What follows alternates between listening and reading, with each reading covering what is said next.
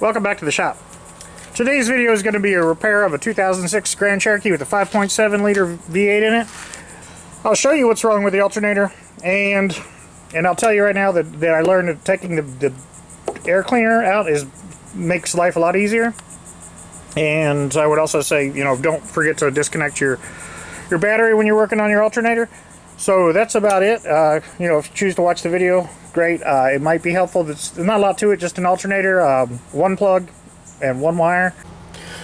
We'll remove the intake, the two clamps here. There should be another bolt there that's missing since I rebuilt the engine.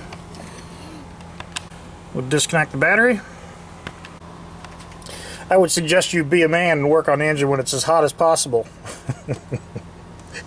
I don't know why I don't wait. This thing is raging hot right now, but I still think I can get most of the work done. This belt tensioner here takes a 3/8 inch socket, or the ratchet, so we'll just push down on that and remove the belt.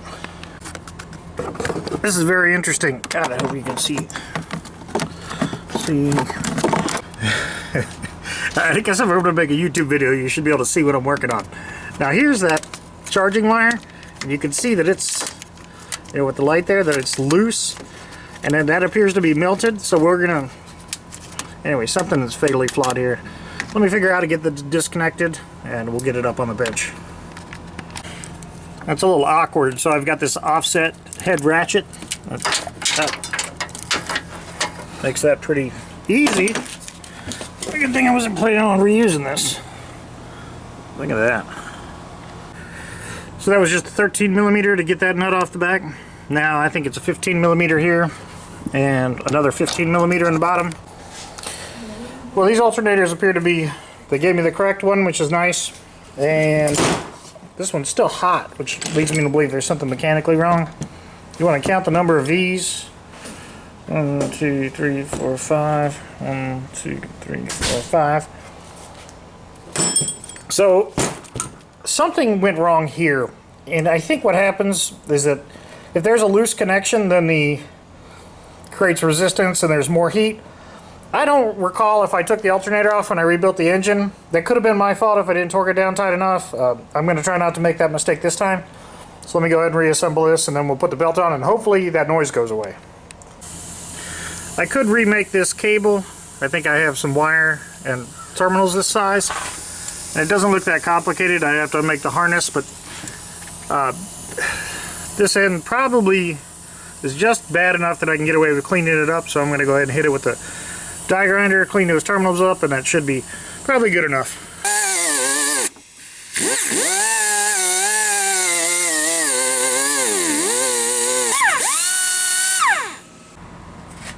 I'm going to shoot a little dielectric grease into these terminals, and on this fitting, hopefully that'll stave off any corrosion.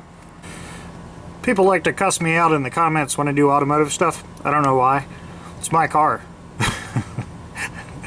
Since it's my car, I put another nut on the back of this alternator. The first one backed off, and it just had a lock nut on it, which, yeah, the split washers, they don't work. I don't know why they even sell them.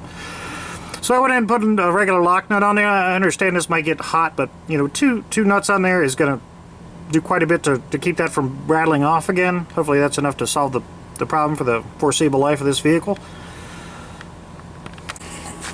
Alright, I think I got most everything out of the way of the belt. We'll fire it up and see what it sounds like. Let's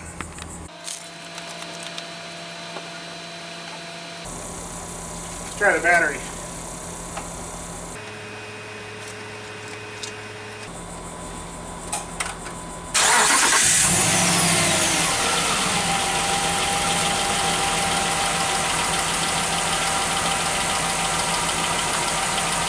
There we go.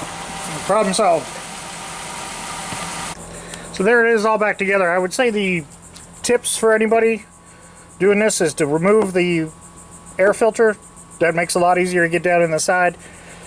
You're going to need a 10, 12, 13mm.